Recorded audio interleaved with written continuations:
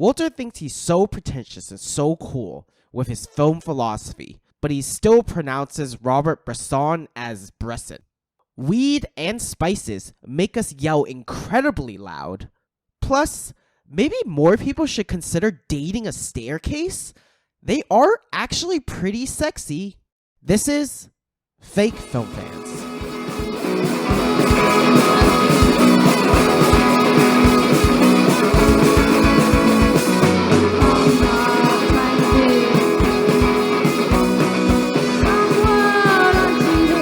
Hey everybody, welcome to Fake Film Fans. I'm Swade Best, the washed up child star. I'm Walter, and I'm that untitled document you accidentally name with the first line of your essay. And I'm Celine, and I'm your mother's evil ex-boyfriend reincarnated.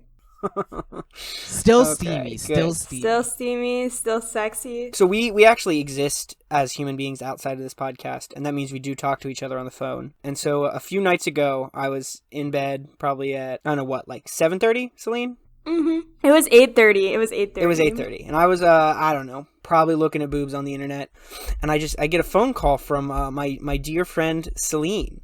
And you wanna sort of clue me in on where you were at that moment? So I had some big plans to woke some Smeed and watch The Labyrinth while high. I was leaving the apartment to go to Buffalo Wild Wings, and I was thinking, oh my god, it's so crazy. Weed has no effect on me.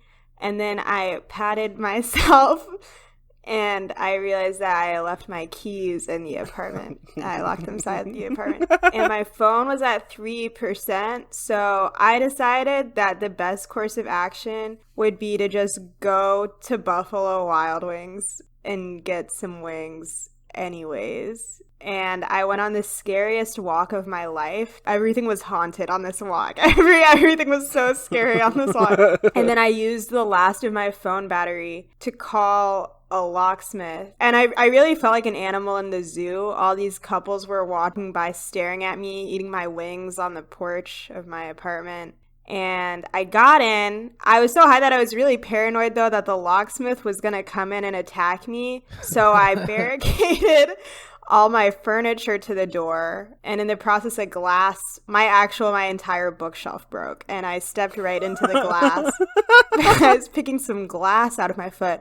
But I felt like this would be a good time to call my friends and say bye to them because I was positive that the locksmith was going to slice me. Yeah, that was the phone call I got was Celine being like, I was sitting out and my next door neighbor and his mom came out and they let me borrow their charger and also gave me some napkins because I was covered in chicken grease. Yeah. Now I'm inside and I think he's coming to kill me. He's coming to get me. And I was like, Celine, the locksmiths, if they haven't gotten you already with their magic locksmith powers, they're not going to get you now. But that did not stop her. And so finally I told her, just barricade the door. They can wait, you told me to do that? No, I said if you're really anxious, just barricade the door. As I was doing it, the only sober thought that made it through in my mind was, this is something someone who has cracked would do. I get it, though. Have you ever been that stoned, Walter? No, I mean, I don't smoke too much weed, so because this is what I understand weed does. It transports you to movies.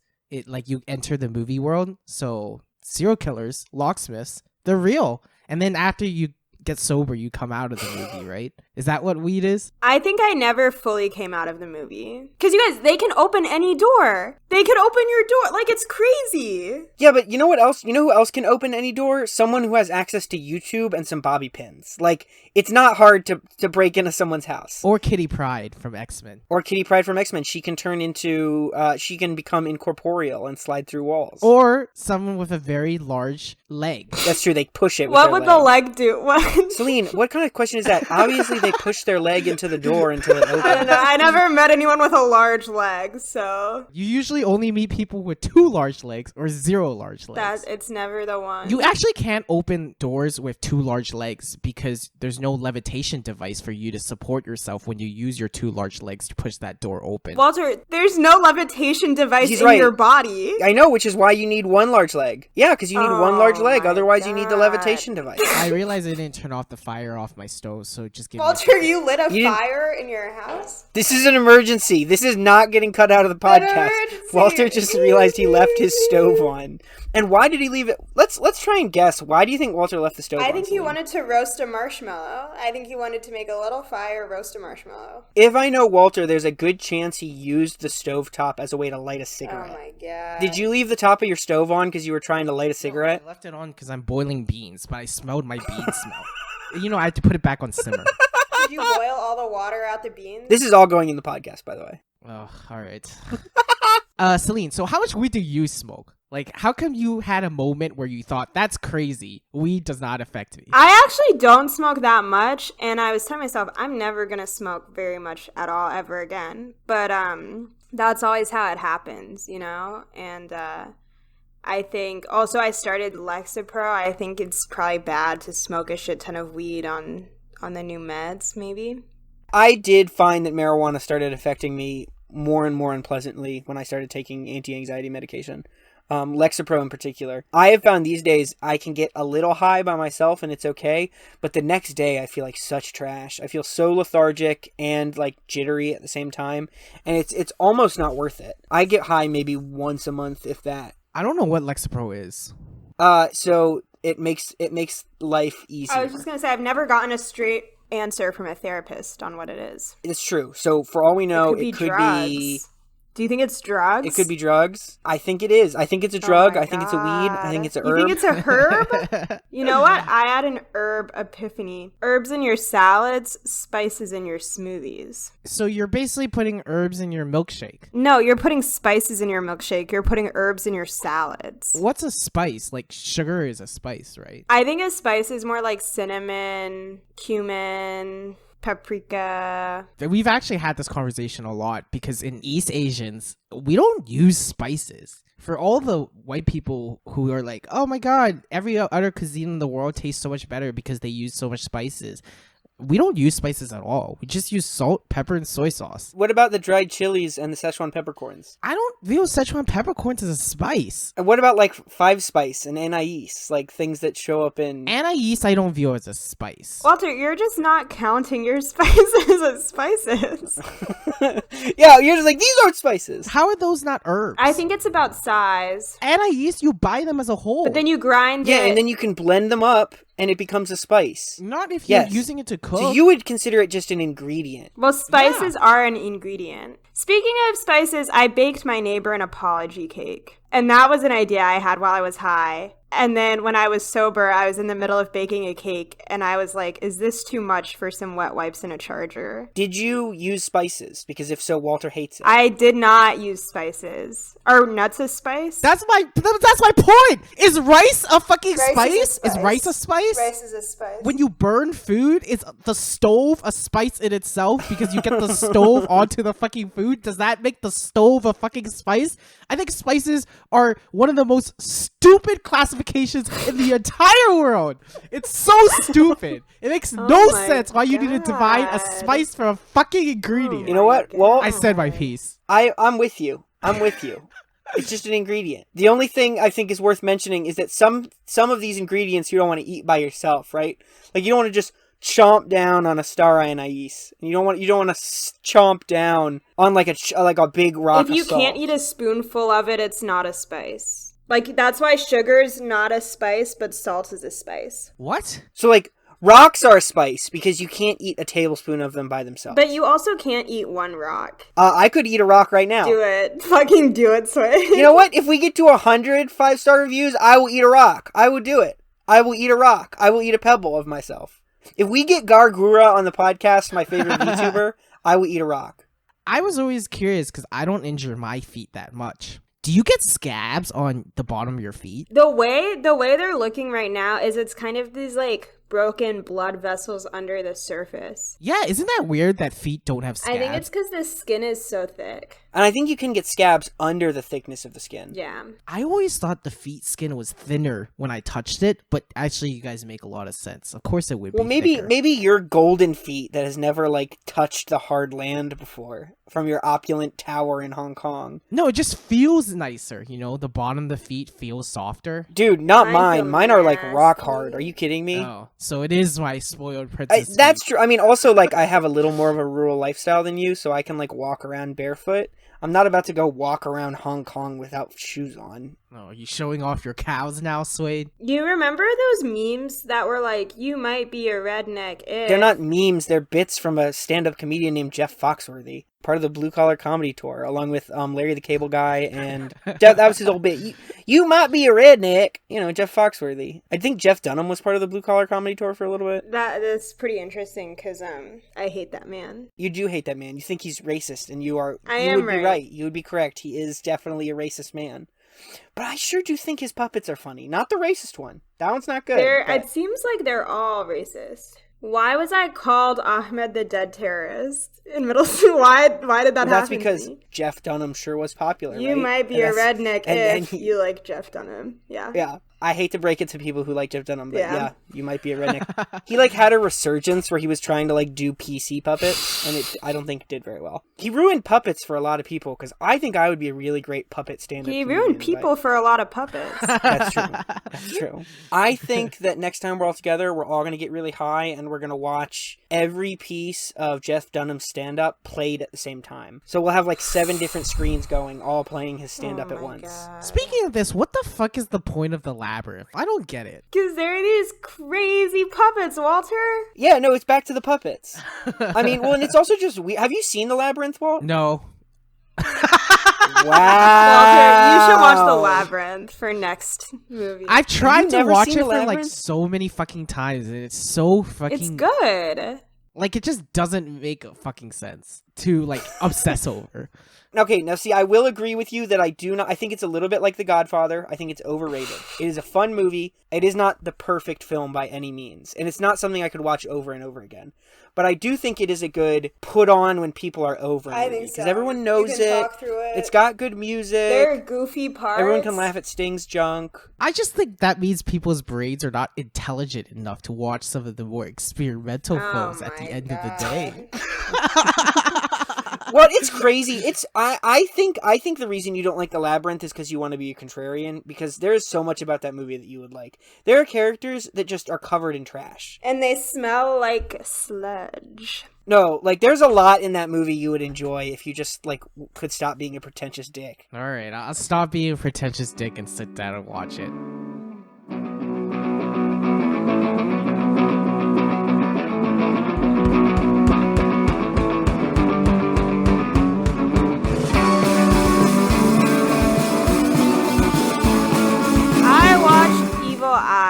A 2020 diaspora horror film about a woman who dates the reincarnation of her mother's ex-boyfriend. In the movie, there's this whole idea of this girl, Pallaby's mom, is pressuring her to get married. She's setting her up with all of these Indian guys. She doesn't like any of them.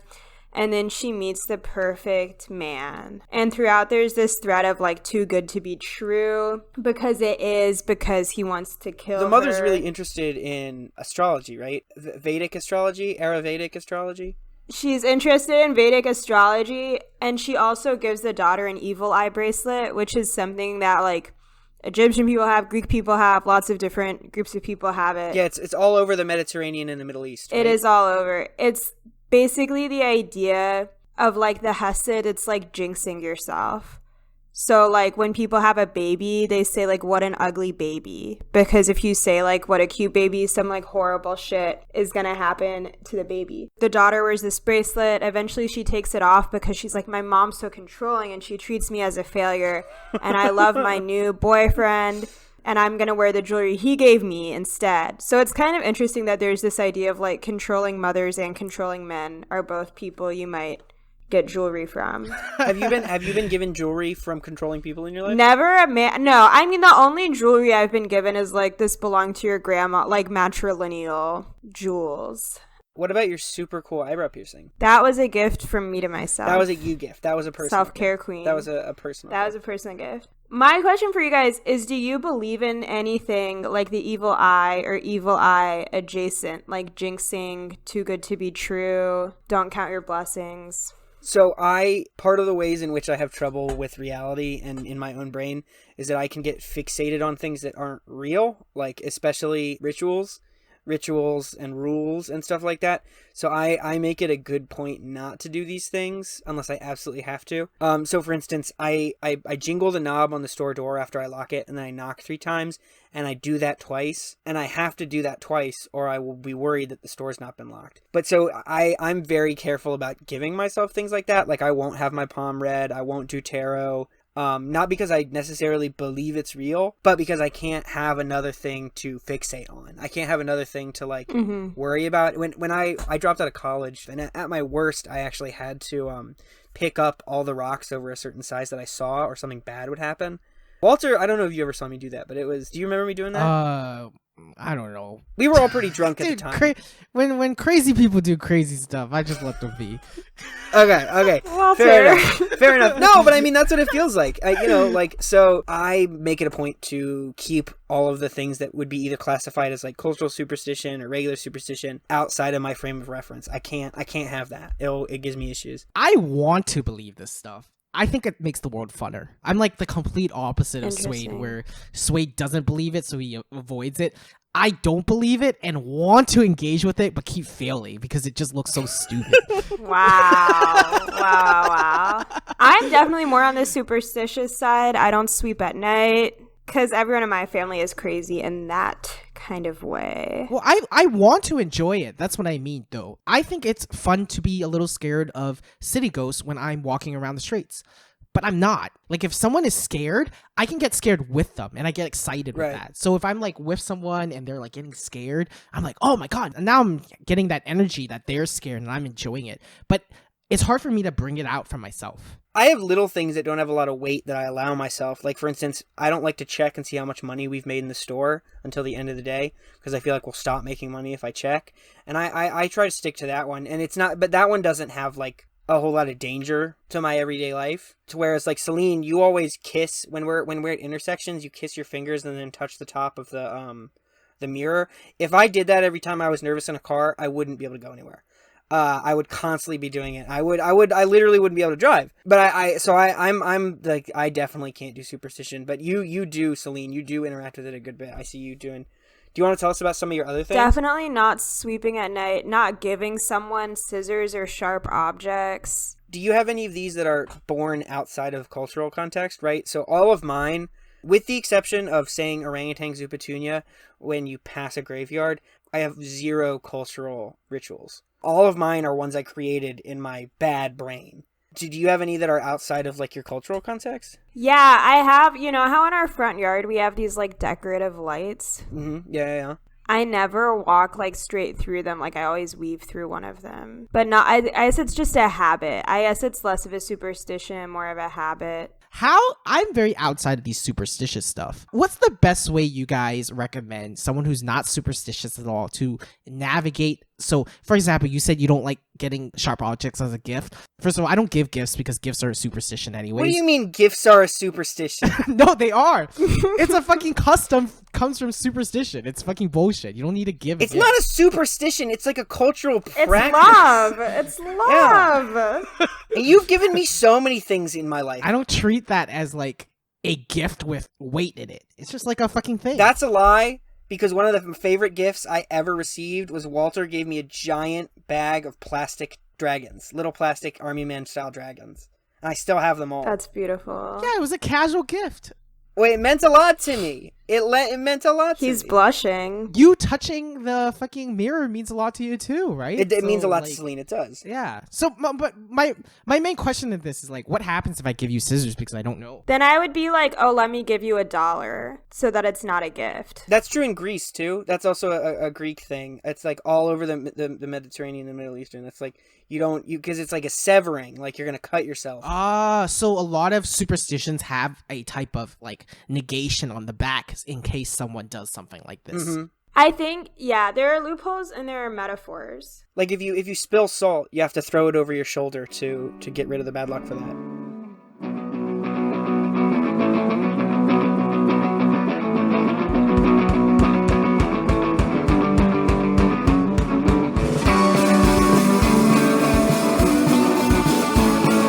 I would have to apologize, Suede. It's just gonna sound like I'm calling you out, but I swear all these call outs are related to what I'm about to say. Okay. So last week we talked about Duvidha, the Hindi film by Manny Kaul, and even though the conversation was really good, I fucking sucked. I sucked so bad. I had so many regrets. I was trash. I was fucking trash. You were trash. I panicked too much. I didn't know how to defend what I liked about it. We have to revisit it a little. Okay, I'm down. I did want to say, Swade, you actually said a lot of fucking things that I loved about the movie.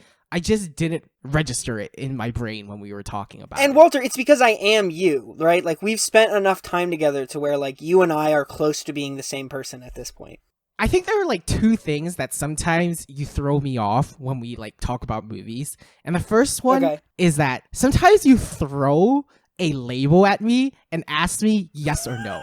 And I fucking don't know how to respond to that. Okay. It's like, I'm not that, so I can't say yes, but I am that at the same time in a way, so I can't say no. What labels was I talking about? Can you give an example? Last time you said, hey Walter, I think it's because I'm more into the heavy metal gross shit, and you are the pop princess of beauty. I mean, you could also just say, well, I'm both, but I guess that's not, like, possible for you to say because of your brain. Yeah, your baby boy brain. Okay, do you understand that saying, yes, I'm both, is so much more, like, steps that your brain have to make when someone directs you with a yes and no question?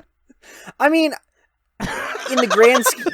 No, Walt, no, that's very easy to say. Whatever. I mean, no, that is not a complicated thing to say. Right. Ask me if I'm two things. Ask me if I'm two things right now. No, you're prepared already, dude. That's why. Okay. It's got to be in the moment of a conversation where you get asked that and you get put on the spot and you panic. I dare you during this podcast to try and catch me off guard, and I can be the most off guard I could be, and I'm still going to do it. Are you gay or straight, Swade? Are you gay or straight? I mean, that's actually not a fair question to ask me because I think I know how to answer this question easy. Yeah, which is that I'll fuck what I want. What you want, not who you want? Maybe it's a tree. Maybe it's a tree that's shaped like a butt. Maybe it's a butt that's shaped like a tree, you know what I'm talking about. Maybe it's a tree butt. Maybe it's a sexy butt-shaped, tree-shaped butt. Oh, I got one. Swade, do you like mangoes? No, I don't like mangoes. See? Because he's racist. I'm racist because I don't like mangoes. They're slimy and they they're not cold. I would like a mango if it was cold. Don't say that about us. You are not a mango. You know what fruit you are? You're a raisin. Ah! You're a crazy. Oh my god. You're a crazy little raisin. So do mangoes and slime girls, are they like related? Austin, who was on the podcast, we actually talked about this. I think the ideal slime girl would be a girl whose body is like composed of gushers, the outside of a gusher. But then her insides would be inside of a gusher. So the ideal slime girl is actually a gusher girl. She can never fall. She can never fall. She's perfect. She would have high regeneration powers. She could be like, hey, babe, I had a long day at the office filling out papers. Stanley and Dwight were there. It sure was terrible. Can I have some gushers? And she would like let you bite her finger off and you could have the sweet gusher Stanley flavors. And Dwight? Stanley and Dwight at the office. And Chandler. Could I be any more Chandler? Could I be any more Chandler? I'm the Chandler of this podcast. You're the Chandler of this Bing. The other difference that we have sometimes when we talk about movies, now I'm giving you the label, right? Okay. I think you tend to understand aesthetics through patterns, while I don't always get there. Okay, that's interesting. So, right, like if you say, oh, this is interesting because of a trash bin, a lot of times you like to bring references, like you start listing out different movies or different books with those trash bins that you enjoy. Yeah. I'm telling you guys, Swade will list out like 7 or 8 references and not elaborate on any of them, so I just cut out like 7 of them. So I leave 1 of them. Which is terrible, because if you did a bibliography of this podcast every time I mentioned a book, you would like be the most literate person on planet Earth. I don't think either or is like a problem. I think the labels are fine. I think the patterns are great. And I think the fact that I don't work in that flow like clashes. And I think that clash creates some type of like very interesting build on what I think Manny Kaul's films are usually about, an aesthetic on time. So I think Kaul is a director who treats time as an aesthetic rather than space or visuals. So let's talk about Manny Kaul.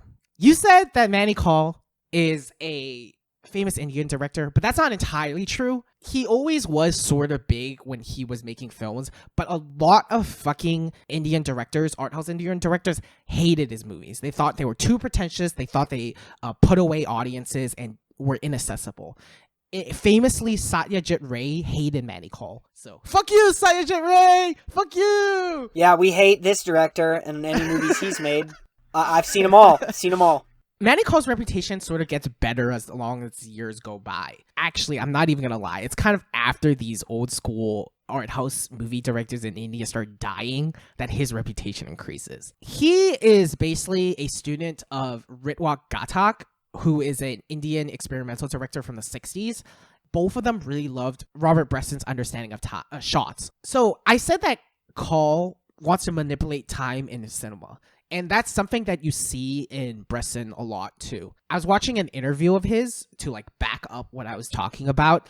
And he does exactly talk about this stuff. If you want to check out the video, there's an interview on YouTube at the 11th International Film Festival of Kerala. In that interview, he basically starts off with saying cinema to him is no longer a visual medium.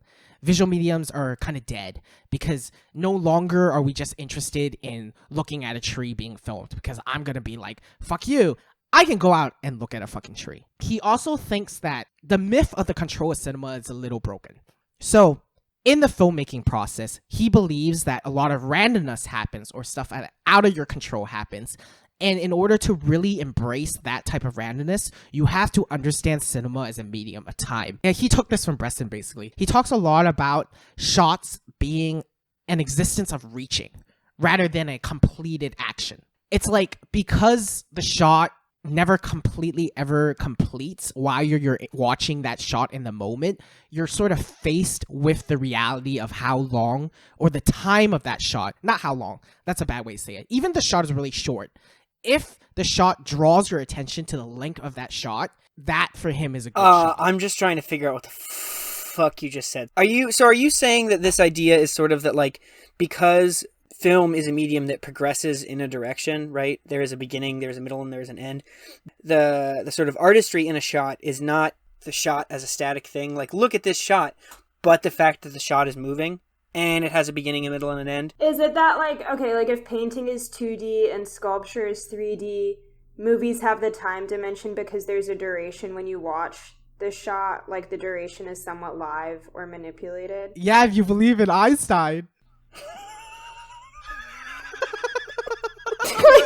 Wait. What do you mean? What do you mean? Do you believe in Einstein? What do you mean? Like you don't believe in time? That's not.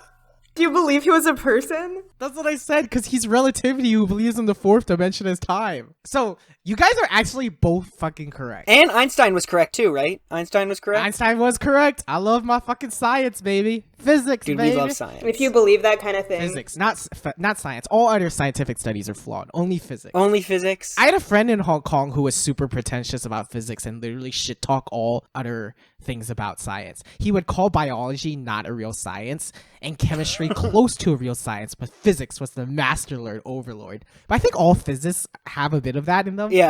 Like how I am with film. But yeah, no, all you guys are all correct. And the thing is, time is like a two-folded thing. When you experience time, you experience it in the singular present moment that we experience it right now, and you experience it in that overall narrative that you sort of get after or before or whatever you want to call it. There's a narrative of time that you experience, and you experience the presence of time. So wait. So are you talking about you can experience both moments, as in every moment I exist is a moment I've experienced, but also the understanding that there is I have created or have experienced a narrative that has past and present. Like right now, each time I exist, I'm existing in a moment, but I, as a human being, understand that there is a narrative of a past and a narrative of a present. And it's kind of the combination of both things. And that it's not either or. It's that both of them together make time and aesthetic to experience. We're back to either or again, right? It's not either or, it's both. Exactly. Okay, perfect. That's what I meant by not shit-talking your pattern stuff and me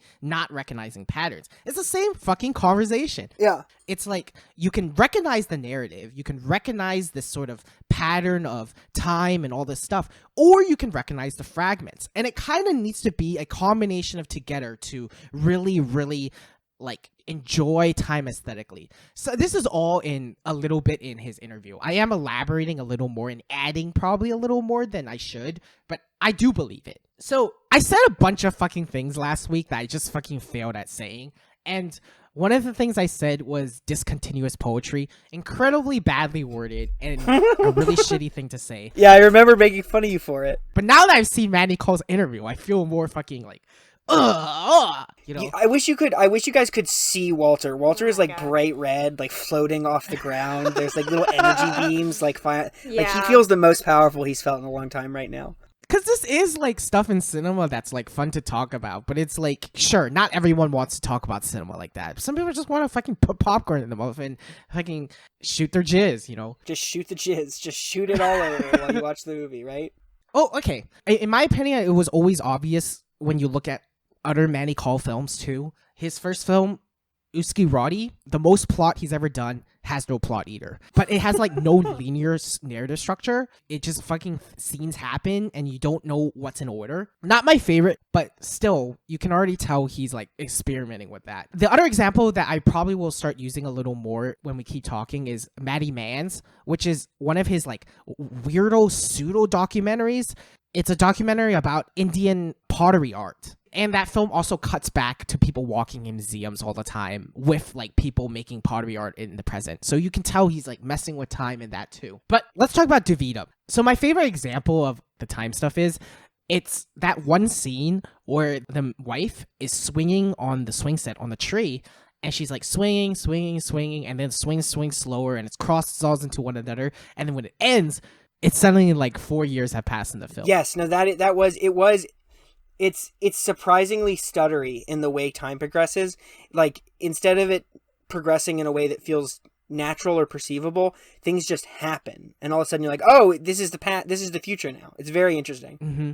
Aesthetically, it's a very pleasing example to me. But last week we were talking about how there were so many weird shots of people just walking down staircases, walking down hallways. But this is something you didn't mention because I completely forgot too. The film uses a lot of still images that are just like a picture and then immediately cuts into or cross dissolves into a girl walking down a staircase. Yes, yeah. The juxtaposition of those two things, I think, is like really important. A still image is like a really like, okay, you're watching time move because it's still. You're just waiting.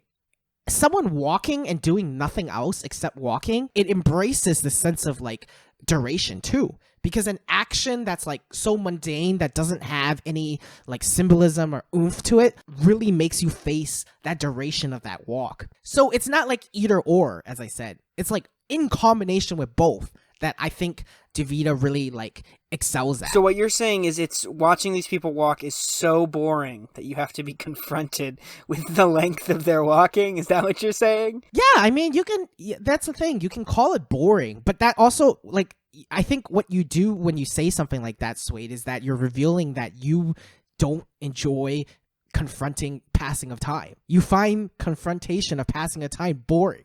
That's what it sounds like you're saying here. Uh-oh. Or is it both? Yeah,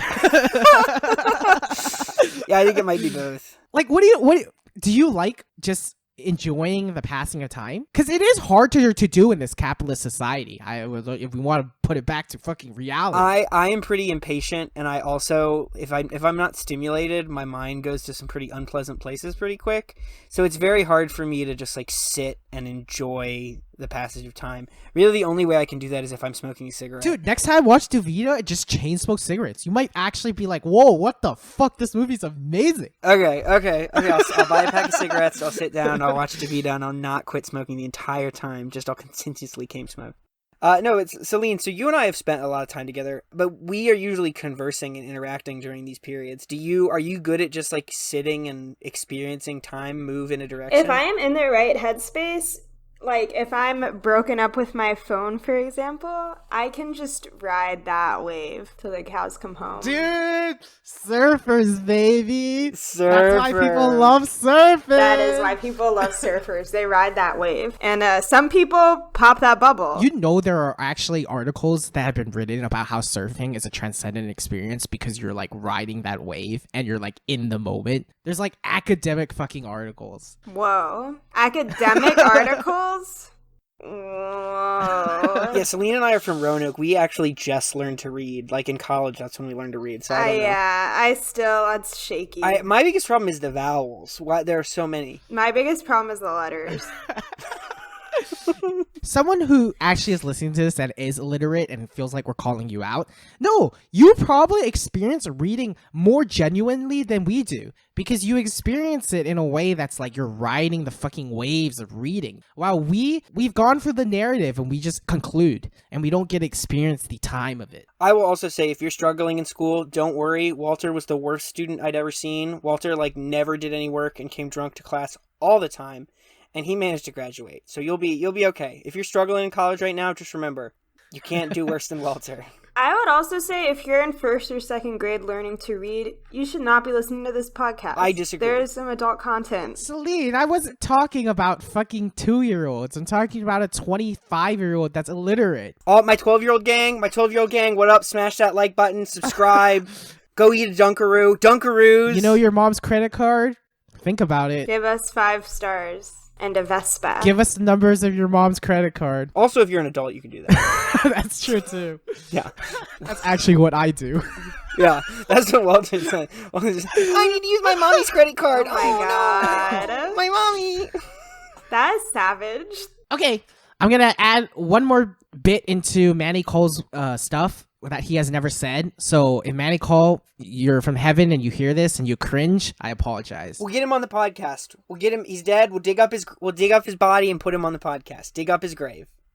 I think to really flirt with time as an aesthetic, and I think this is an ongoing process. Actually, this is something Manny Cole actually said. He said that he thinks it's really difficult because we still think of storytelling as representation. So it's very hard for us to get out of that mindset. But I think if you really want to continue working with movies as a medium of time, one of the things that is also important in that aspect is time involves so much imagination. I think what you're talking about, right, is that we can only perceive time in the moment, right? There's no ability to perceive the past or the present. We can only use our imagination to perceive those things, right? Like there's no way to grab onto an object that is the past. There's no ontology of the past, right? It's a thing that is transient and ceases to exist. Well, if that's true, can't we also not perceive the present because the present becomes the past so immediately? What you said, Celine, is like one of the big debates, right? Meditation is about trying to recognize the present. There's almost something in that even though it is a fleeting thing and keeps going away, you still are able to achieve it in milliseconds or seconds or whatever you want to call it. Celine is right. You can argue the present is a fleeting imagination, but then there is an argument where, no, but wait, there's positive effects of actually recognizing that passing of time in a very present way. It's probably a combination of both. That's our buzzword. It's both. So in Juvenile, we can talk a little bit about it, but I think a better example is Matty Man's, that pottery film I was talking about. So in that movie, it shows the steps of pottery. Each singular step is a fragment or a present moment, and you're just fucking watching it. So you have to face yourself fucking watching these steps in that duration. And then you realize those steps are part of like a very big tradition of a community of pottery making. And that community is complicated in a way because there's individual artistry, but it also comes from a long tradition of pottery making that comes from the past. And suddenly there's this huge linkage to the ancestral past from what you're watching on the screen. And that's what I think the imagination of time is unique with, because there's a weight to the imagination of time, future or past. That's like the thing. It's not just, oh, I can imagine time. That's interesting. Well, because it's a real imagination, right? It's not just that it's not like when I'm just like sitting there and I'm like thinking about how sweet it would be to be like a dope samurai wizard, like a wizard who also has a sweet sword. Like that doesn't have a lot of weight. But when I'm like imagining like when my grandma, and I'm like remembering like being a child and like playing with her elbow skin and her being like, man, you sure are a weird little kid, but I love you because you're my grandson. That's an imagination of something that has weight. It has realism. It has truth to me. Whether it's real or not, it has weight because it's not just me as a wizard. I do think you imagining yourself as a wizard can have weight. I don't want to dismiss all the wizard imaginative people and say you guys don't have weight. You can have weight. That's why D&D campaigns come about. That's true. But at the same time, it's not just like, oh, my grandma is so close to me. It's such a personal memory. I love that memory.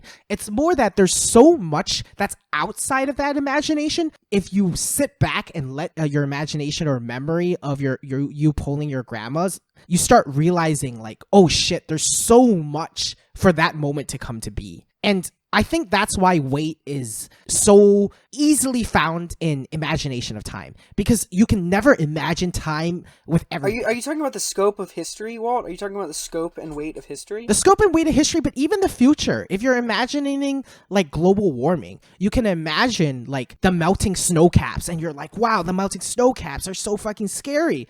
And then you sit with it, and it's like, oh, wait, it's not just the melting snow caps. It's my annoyance of fucking how people who want to fucking say environmentalism is bad. And like, there's just so much outside of that imagination that can crush into that imagination. And that's what I mean by like, why I think it's so hard to imagine time without weight. Yeah, so in Duvita's a fable. It's a link to the past. If we're talking about symbolism, the ghost comes from a banyan tree, and trees are like the biggest symbolisms of like weighted history, right? We always imagine trees with 200 years. Well, I mean, just think about the Giving Tree, right? The Giving Tree by Shel Silverstein, right? It's literally a man's life, a boy to a man's life, told through the growth of one tree, right? Like there's nothing more symbolic in that moment than just like, this tree is a life, it is history. Yeah, trees, man. I hate nature, but a singular tree, just one tree. That's kind of sexy. Just one tree.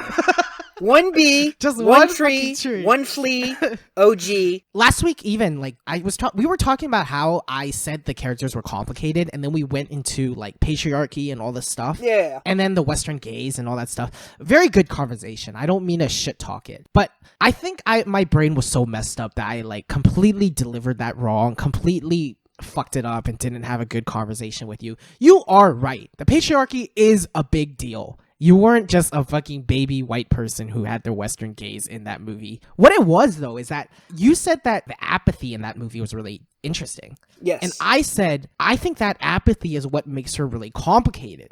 And you disagreed. I don't think it was a complicated complication. Da-da-da, it's so complicated. Nice like this. Everything's just gonna get complicated. I first of all find the apathy kind of, and I know you and Pretty don't always get along together, so maybe that's why.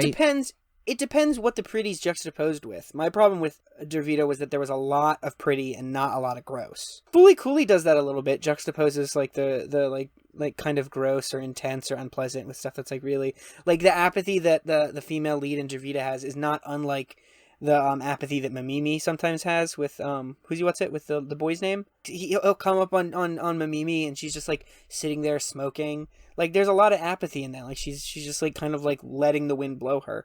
And that's like similar. So I get why you think the apathy's pretty. I would agree that I think there is some beauty in the apathy presented in Duvita. Well, it's also that I do think the apathy is at least a little related to that sort of weight. The apathy's tied to history, right? That's kind of like the apathy is not just I'm feeling apathetic because I'm lazy or I'm tired or I'm sad. The apathy is in direct conversation with everything that's happening to this woman. The fact that she has no control is where the apathy manifests. And the reason she has no control is because of her understanding of her own history, both as a person and as a woman. Sometimes I think what it is, too, is that I mix up pretty and beauty with weight. I think sometimes I, like, finish something and I feel the weight of it, and I think to myself, wow, that was so beautiful. But what I really felt was this, like, over-commencement of weight. And you know what? I think Kant would call it the sublime, so we can use that word instead. Sublime. Yeah, the sublime. I mean, and probably Nietzsche would probably connect it to anxiety, right? Like there's like a combination between the two of those. Yeah, probably. Though it would be kind of weird to be like, wow, I just came out of a movie feeling this incredible anxiety. Well, but you've never experienced that where you've like seen something so earth-shaking, so sublime that it like gives you a level of anxiety? I do, but usually I think the overwhelming bliss of that sublimity overcomes that anxiety. Yeah. In the end, everything I said here is not that special. Anyone can do this. All films can feel it. You can talk about films in this way all the time. I think there's something intentional in Duvita that I feel, and I think in the combination of my obsession with the details, the colors, the pretty woman, it helps me enjoy this experimentation of time even more clearly than if I sit in a lot of other movies.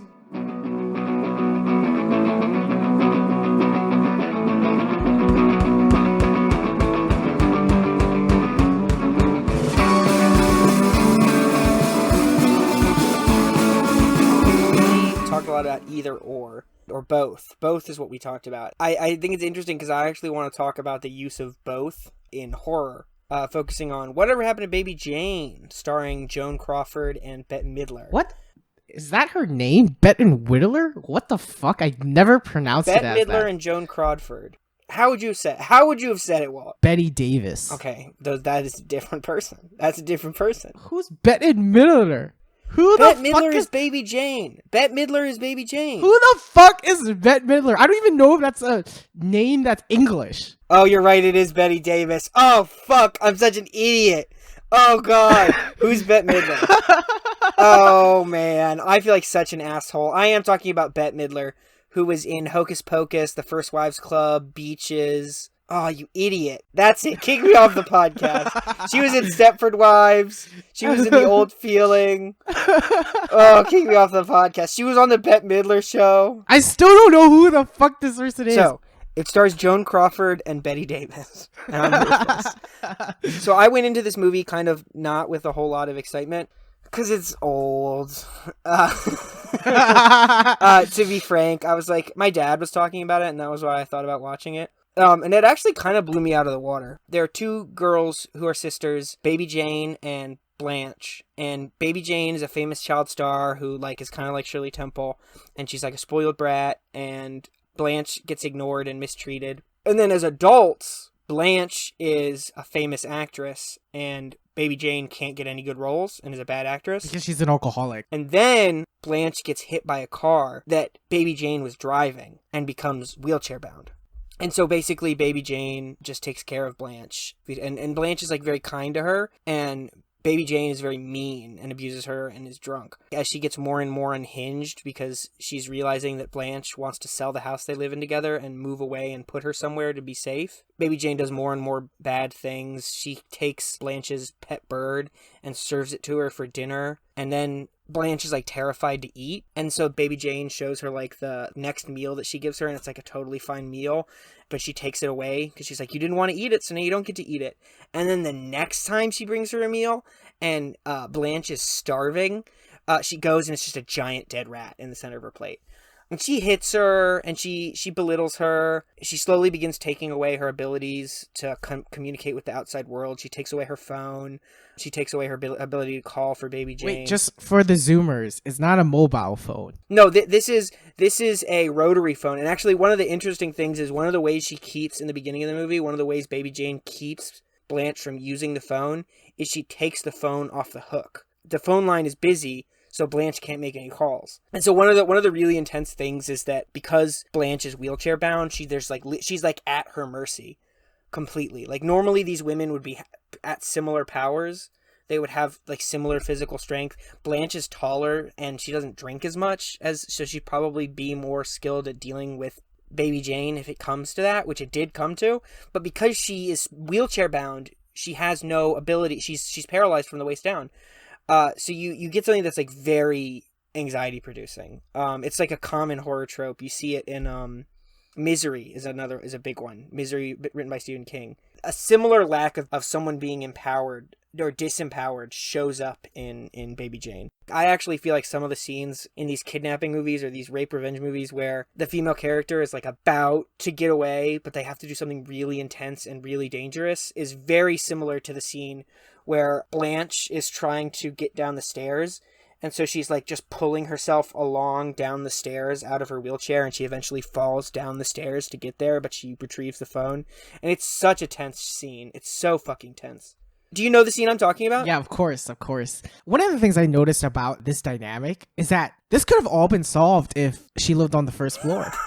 That's true. That is 100% true. If Blanche lived on the first floor, things would have been a lot easier. Exactly. And it goes to show, we were talking about staircases in Duvisita. Completely different understanding of what a staircase is to this film. And that's really fascinating, honestly, because staircases are such mundane things, but they can fucking do so much for a narrative. No, in both Misery and What Happened to Baby Jane, the stairs are an antagonist. The stairs are insurmountable, right? It is so difficult for both of these people to get past the stairs. And the other thing about that too is usually the insurmountable in our understanding of our brains is the uphill. Yes. For these, it's the down. It's literally the down is the problem. And it's because you could fall down. You can't, it's hard to fall up. It reminds me of some of those cycling mangas that we used to read. Oh, Yaoi Musha Pedal? Yeah. Uphill, yeah, Yaoi Musha Pedal, bro. The uphill specialist would always be like cool, but then the downhill specialist, that was the fucking rad dude that you No, dude, love. I like the uphill guys the best. They were my favorite. The guy who's Really? like, Hime, I love you, Princess Hime. And he's like going up, like without a care in the world. Dude, he's so great. Don't watch Baby Jane. Don't watch Dervita. Just watch Yaoi Musha Pedal. Just like watch that because it's so. I read it actually. I've not watched it, but read it. It's so fucking good. It'll make you actually care about bicycles. Dude, I don't know. I think these type of mangas set up the downhill specialist to be unique because you always have to face the uphill specialist first before you can reveal the downhill specialist character. The downhill specialist. That's true. Yeah, so it's like, wow, these guys are so good at uphill. Why is this guy the better racer? And then they get to the top of the mountain, the climax. Just this huge, nice manga panel of the downhill specialist zipping down and fucking beating all those people who did all the hard work to get Not up. to get too far from the point, but the downhill villains are usually way weirder than the uphill peddlers. Because the uphill guys who are the villains are usually just like hardworking, and it's like, oh man, like we're trying so hard, who can triumph? And the downhill guys are like, I look like a bug. Yeah, like, they're the weird. crazy one. Exactly. Yeah, they're the crazy ones. And that's why this film, the downhill was, as you said, anxiety, but they also had to put in a lot of work to do that downhill. So it's almost like a reversal of the role in a way. But so I think we talked about being both a little bit in the podcast before, and I think I've been thinking a lot about binaries. And because if it was just like a sister abusing her wheelchair-bound sister, it would not be a horror movie. But Betty Davis is like so creepy. And it took me a while to figure out exactly what it is. And some of it is aesthetics. Her face is very white, like very whitely make-upped to like in comparison to the other characters who look like they have normal faces. She's like almost like been painted bright white. And she has these big, they're black because it's a black and white film, but these big, I'm assuming they're red, big red lips. Well, so she looks like the Joker is my first thing I thought of because of my Batman fetish. Harley Quinn. No, she does not look like Harley Quinn. That is a bad one. You've made an incorrect connection. No, she really does. She has this wild sneer. And she's always smiling. And it also, I think, more than reminding me of the Joker, it reminds me of one of the early films that inspired the Joker's character design, The Man Who Laughs, which is based on a Victor Hugo novel, I think. And the character just is, like, forced, like, because of some king or something, I can't quite remember why, forced to have this, like, horrible Joker-style grin. And when they were coming up with the character design for the Joker, they went to that film.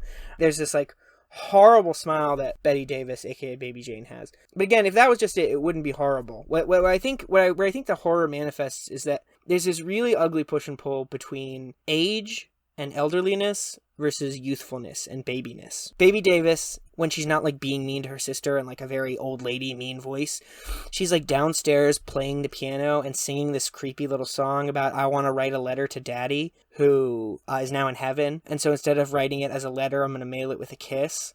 And she's just like slinking around in this like little girl voice. I want to write a letter to daddy and seal it with a kiss. But her elderly voice cracks into it too. Yes, exactly. She fails. Good horror is pulling at something that's real, right? Here's another word that Swede loves using, real. Okay. There is something. Joking, all right. How about No. Fine. Fuck you, Walt. How about this? Archetypal. There's something archetypal inside the fear that makes it good. So when we talk about The Shining, the archetypal feel there is the death of a child, the betrayal of a parent, the loss of self-control, the fear of isolation, right? Things that outside of ghosts and goblins are terrifying to deal with in reality. And I think the archetypal fears that you see in Betty Davis's portrayal of Baby Jane is the inability to grow up while being juxtaposed with the ugliness of age. She exists on both sides of the binary, but fails in both accounts. She's not a good old person because she's mean and hateful, and she's not a good youth because she's old, right? And so we're faced with this like thing that exists on both sides of the binary in a really chilling way. I think sometimes horror movies will do this in a way that's less cool. A good example is having like really androgynous characters. and they're supposed to be scary, and part of that fear is that they exist on both sides of the binary. They feel like both man and woman. That's like kind of a shitty trope that you see in characters. That's like a less fun way to deal with being on both sides of the binary. On the other hand, if you look at, oh god, any movie with a scary child, right? The double side of the binary is the innocence of a child versus the horror and the terror and the violence of an evil, right? And so I think that this like really kind of terrifying manifestation of like old and young at the same time is really uncomfortable, and I think it comes from a real place. I don't know if you have issues with this, but I don't like old folks homes, and one of the things that makes me the most uncomfortable is when you're interacting with someone who is old and because of dementia and stuff like that has returned to that of a child. It always gives me the willies. Which is not to say that it's bad that they're there, right? Like, that's just sometimes what happens to people. But it does freak me out a good bit. And part of it's because I don't want to be there. I mean, we all progress so much as we live, right? Like, we become more wise, we become more powerful, right? Like, we feel like we're more in control of our existences as we get older. And then to have that, like, slowly taken away from you is horrifying to me, right? Do you get what I'm saying? I've heard a lot of people have this understanding of old folks home. I don't know. For me personally, I can recognize the fear about it, so I'm not in disagreement with it. It's just something I try really hard to not embrace. Normally, our narratives of old people are not great in general. That's totally true. So I'm very careful of letting age or oldness become a symbolism of death. And I understand why it exists. It's just something I don't like to really let manifest. See, and I hate all old people with a deep, burning passion. That's actually not true. When I worked at the movie theater, I hated old people. But those old people weren't the people with dementia coming into your store reminding you that they were about to die, right? That's true. And those people don't come into the bookstore either. I don't know, Walt, did you find Bette Davis's portrayal of Baby Jane scary? I recognize it's a horror film. Yeah. But I wouldn't say like I felt that type of anxiety or fear in a very visceral or emotional way. So I will say I don't think this movie's going to keep me up at night. Very rarely do movies keep me up at night, and when they do, it's usually something I did not enjoy. But I did think she was creepy, right? Like, it was like very weird. Imagining this woman in the real world, like you're walking and just like old ladies singing this like little kid song at home drunk, and upstairs is her sister who's like not being fed. It's like super, super, super gross and super weird. And there's also like this like undercurrent of like her obsession with her dad that's really weird. It doesn't ever get commented on. Like, there's never any reference to something fucked up her dad did. It's just like weird. I think what it is too is that there's so many symbols and parallels in this film that it's hard for me to really experience the anxiety, weirdness, and fear as an emotional experience because I'm overloaded by parallels, messages, and all this stuff. And I think I want to get to the spoiler of the big twist of what happened to Baby Jane, which is that, as it turns out, Baby Jane did not hit Blanche with her car to cause her to be paralyzed. Instead, Blanche tried to hit Baby Jane with her car, and in the process of trying to run her sister down, became paralyzed. And Baby Jane was so drunk that Blanche just went along with the other narrative, which was that that her sister tried to hit her. And so this whole time, Baby Jane was like yoked to her sister, and there's all this like guilt and anger and frustration. It was really all done by Blanche.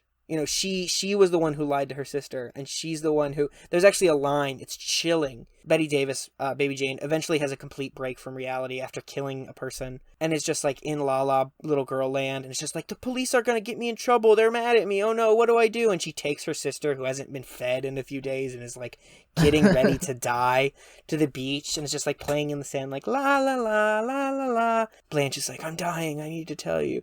Bette Davis, who's now completely regressed to a child, is like, what do you mean? And Blanche is crying. She's like, you weren't ugly like this. I made you this way. I made you this ugly. The really chilling bit at the end is Bette Davis goes and she says, I'm going to go get us ice cream. And she goes and she takes 2 ice cream cones from a like ice cream shop and then just walks away without paying. And the guys are like, hey, you need to pay for that.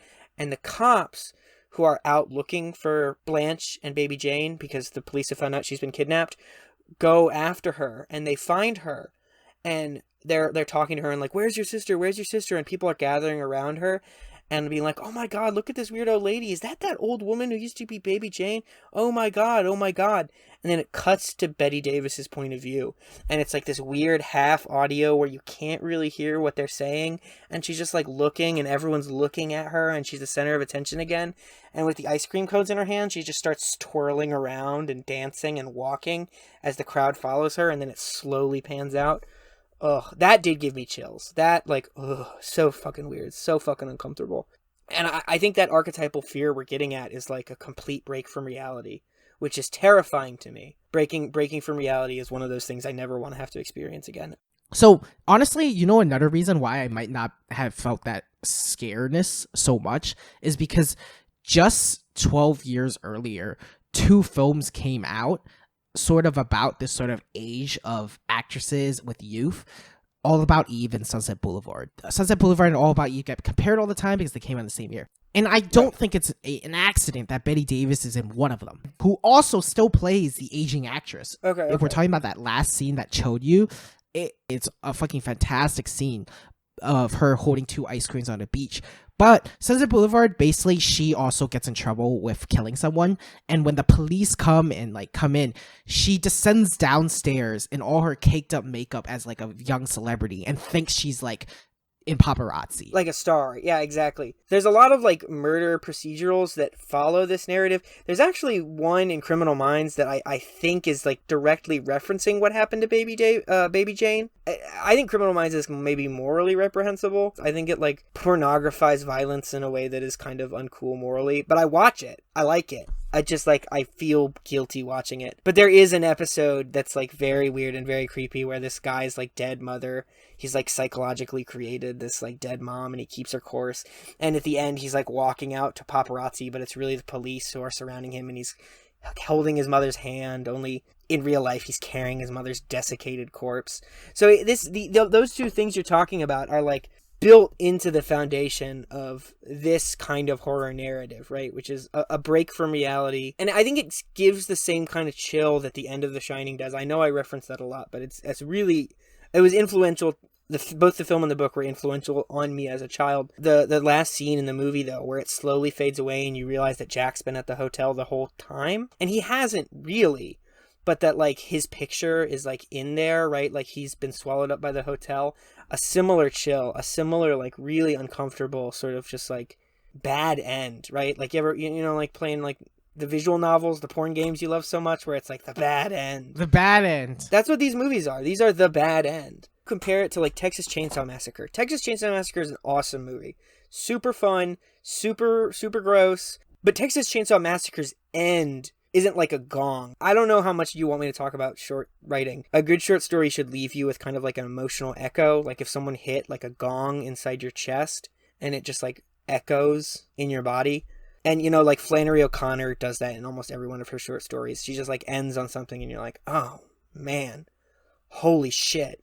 I think the Texas Chainsaw Massacre is a fun movie, but it doesn't do this. What I found interesting about what you were talking about is that you compared a lot of it to sort of books, short stories, because I do think what you're talking about sort of disappears along Hollywood. Somewhere in the lines after New Hollywood really becomes like the main force of what Hollywood wants to put out, a lot of films start getting less melodramatic, less gongy, and more like subtle or realistic, or I don't know what the word is. Watching this was like so resonating to me that like I was like, fuck, I forgot there was these type of movies that felt so intentional in their metaphors and that the plot was so directed. There was always a climax to be had or something like that, right? And I will say that I think old Hollywood is more stylistically connected to novels and short stories, right? Like as we get further in the tradition of films, people experiment more and more and show how it's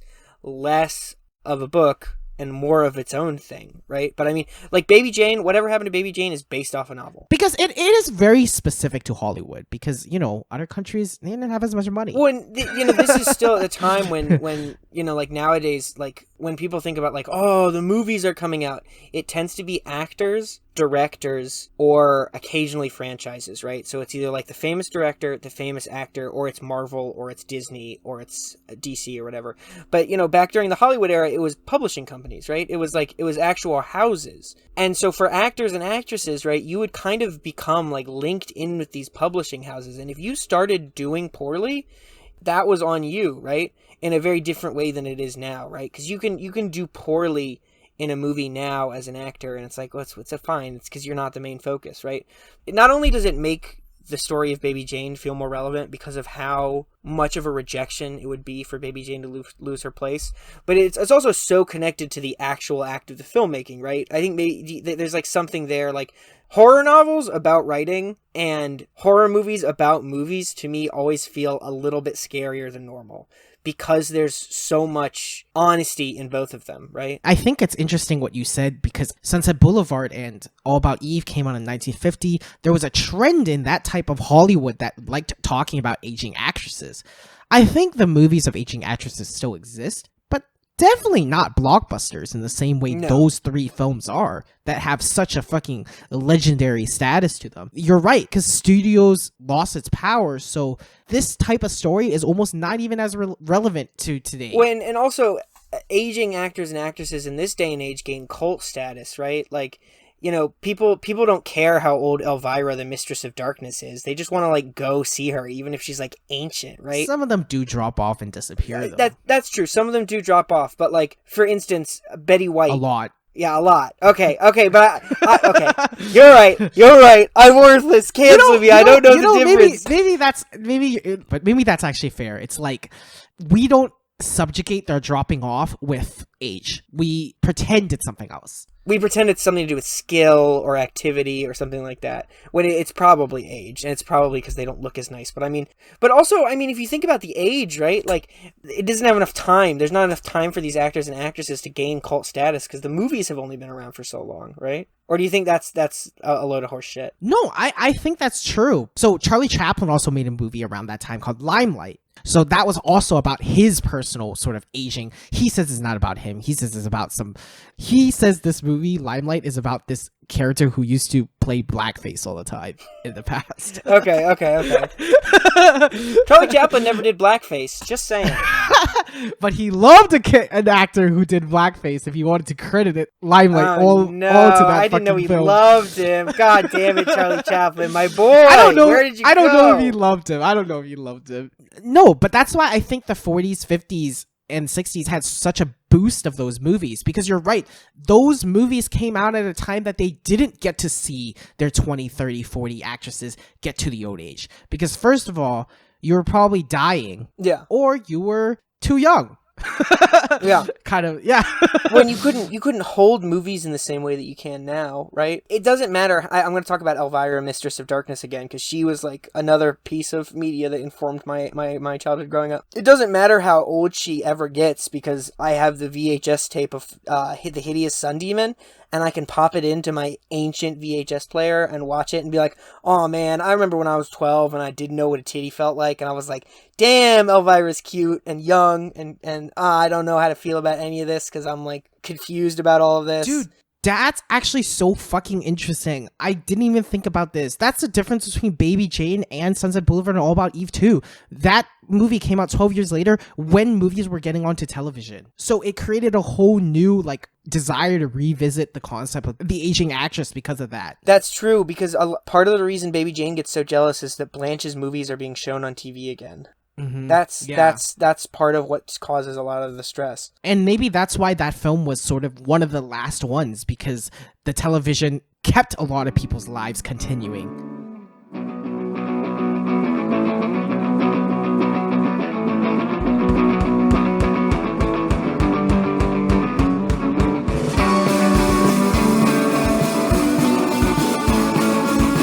So wait, do we have any new emails or reveals to shout out? Not this episode. So if you are interested in getting a shout out on our episode, feel free to email us fakefilmfans@gmail.com, or just leave us a review on iTunes. Honestly, though, I'm really disappointed in all of you listeners. Like, No, you guys are don't making say me... that. We love you. We love you. You guys all. are close to making me write emails to the fucking Gmail and just pretend there's someone else. Like, that's how sad you're making me. I swear on my heart, I will never let that happen, especially because I know Walter. I know every word will be misspelled if Walter sends it. Now, instead of drunk calling people, I may just drunk email this podcast. Yeah, you'll just drunk email. I just love this podcast so much. It's just such a I'm great actually really podcast. sad because I'm having a crush and they don't crush back. But this podcast makes me crush less, and I just love Anna Korea. That's true. That's true. Do you think there's a way to make words sound like they're crying? You're the writer here, dude. Yeah, I mean, do you want a serious answer? What, an emoji? An emoji. Yeah, actually, my novel I'm working on right now is 100% written in emojis. And whenever I have characters who are upset, it's just the crying emoji. Dude, one day, though, you're gonna pick up a novel and it's gonna be, like, celebrated by New York Times, and it's because they understood how to use emojis differently than everyone else. Dude, those already exist. There's this collection of, like, juvenile fiction novels that are all Shakespeare, only they're written through texts. So, like, Romeo and Juliet are like, OMG, bae, I love you. I wish your dad wasn't such a jerk. Heart emoji. They're terrible. They're, like, I'm not But they're juvenile books. I'm not someone who, like, cares about the purity of a text, right? Like, go ahead and make, like, Frankenstein, only this time he has, like, a samurai sword. Or, like, whatever. Like, mess with whatever you want. I don't care about that. But they are just, like, so... You can tell whoever wrote this was, like, an English teacher who's, like, 45, and she's, like, drinking her glass of wine, and she's like, I'm gonna make this for the kids. It's gonna be so fun. Oh my god. And, like, it's just, like, so tone-deaf, so dated. You know who likes those books? Are the people who become that woman. The book this is written for is for the 40-year-old teacher when she was a little girl. Did you ever read Unfortunate Series? The series of unfortunate events? I did. I know he doesn't do experimental writing, but as a kid, it's like, oh my god, look, there's 2 pages, just 1 word. That's so cool. No, exactly. And, like, him interacting with the audience and him, like, telling the reader, like, I'm not going to tell you this. It's totally genius. I think it's miles above a lot of stuff, even in, like, the YA section. But in retrospect, it only works in the YA, right? It had to be a YA book for that type of writing to work, you think? Or no? No.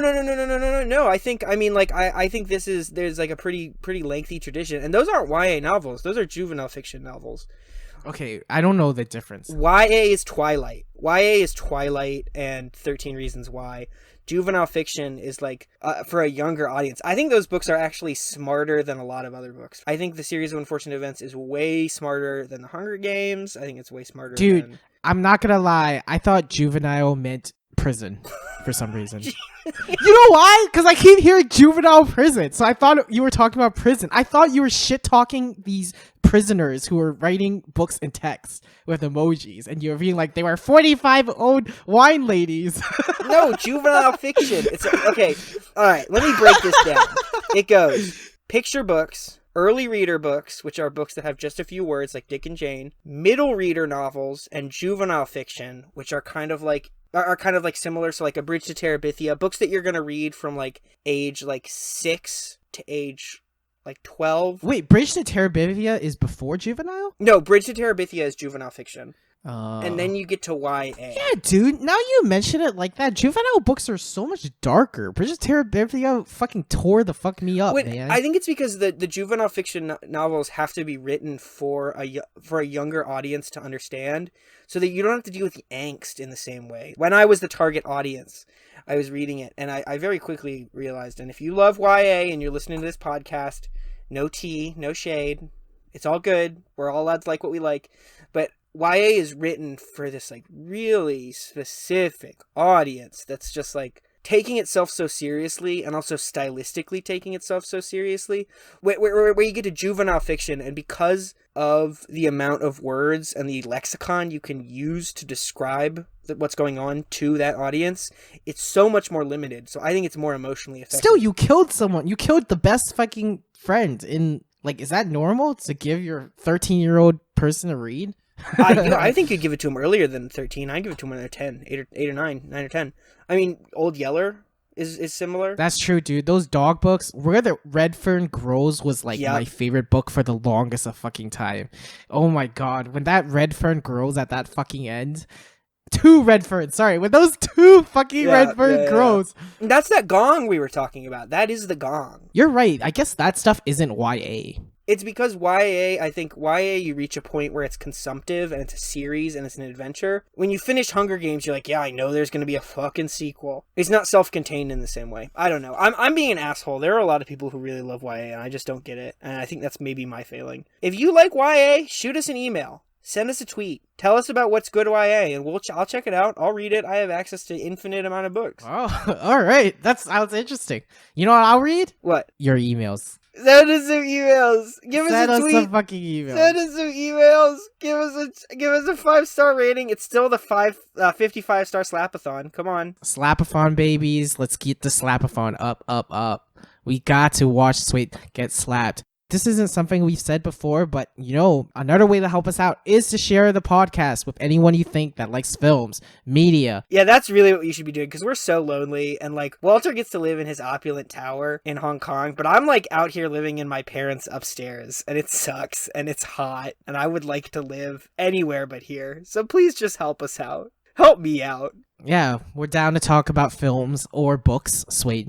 Yeah. Or, hey, Celine, do you have anything to add? I'm joking. Yeah, I love movies. I'm still totally here. I didn't leave at all to eat my Chipotle or whatever because I'm a bad podcast host. Give us 5 stars and we'll fucking make Celine eat a turtle. I'll make Celine eat a live turtle for 5 stars. Well, everyone, thanks for joining us, and thanks for indulging in our whining and begging for fame. I think the only thing left to say is if you're going to watch a movie, do it with the lights off.